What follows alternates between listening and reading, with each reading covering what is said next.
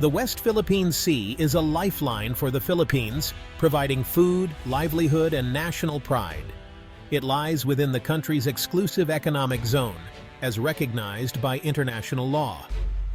But China claims almost the entire South China Sea, overlapping with the West Philippine Sea.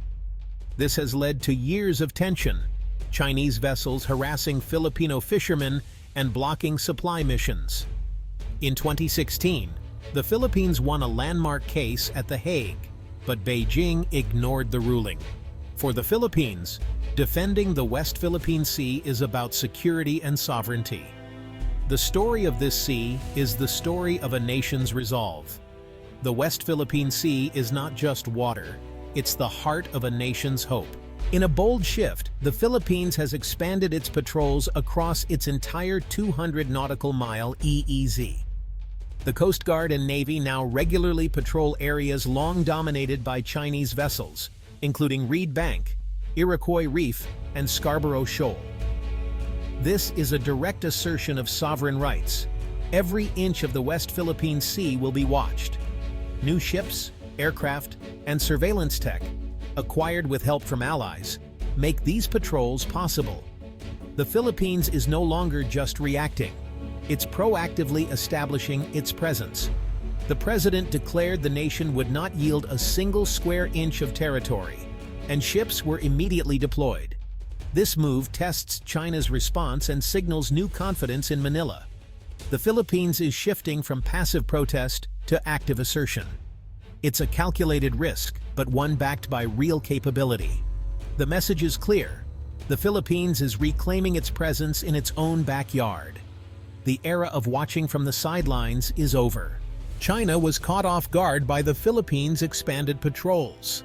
For years, Beijing relied on a gray zone strategy, using Coast Guard and militia vessels to assert control without open conflict.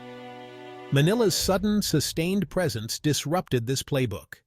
China's initial response was confusion and anger, with delayed generic statements from its foreign ministry. State media hesitated, revealing genuine surprise. Chinese diplomats scrambled for answers, unsure if this was a temporary show or a permanent shift. They underestimated the Philippines' modernization and political will. Now, China faces a dilemma: escalate and risk U.S. involvement, or do nothing and appear weak. The Philippines' move challenges China's image of inevitable dominance. Other Southeast Asian claimants are watching closely. For the first time in years, Beijing is forced to recalculate. The balance of power in the South China Sea has shifted, at least for now. Manila's resolve has changed the game. The world is waiting to see how China will respond. The timing of the Philippines' expanded patrols is no accident. Years of military modernization, backed by allies, have given the country the ships and planes it needs.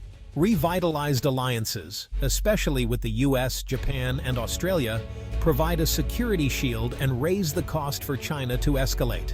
At home, public support for defending the West Philippine Sea is overwhelming, giving the government a strong mandate. China's continued harassment of Filipino vessels made it clear that diplomatic protests weren't working. Manila realized it needed a new approach: proactive patrols, not passive complaints. This is a calculated gamble, changing the dynamic on the water and signaling that the status quo is over. The Philippines is now an active defender, not a passive victim. The move is a response to both external pressure and internal demand for action. It's a turning point in the country's maritime strategy. The world is watching how this new approach will play out. The stakes have never been higher. For Filipinos, expanded patrols bring pride and relief.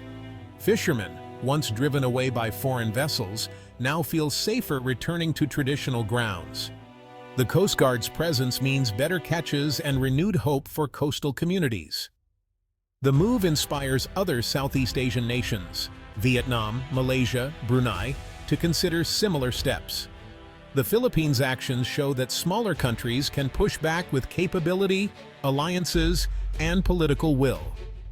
This reshapes Asia's strategic landscape and reinforces the importance of international law. Manila's enforcement of its 2016 arbitral victory is a living example for the world. The rules-based order is strengthened, and the region's balance of power is shifting. The Philippines is now a test case. Can law prevail over might? The answer will shape the future of the South China Sea. The West Philippine Sea story is lived by those on its waters. Mang Lito, a fisherman from Palawan, once risked his life near Chinese ships. Now, with the Philippine Navy nearby, he finally feels safe. The government's presence means hope and dignity restored. On patrol, Lieutenant Commander Sofia Reyes leads with pride, showing the flag, protecting the people. Filipino fishermen cheer as her ship passes, proof the nation stands with them. Their resilience is the heart of the nation's stand. The Philippines has entered a new era in defending the West Philippine Sea.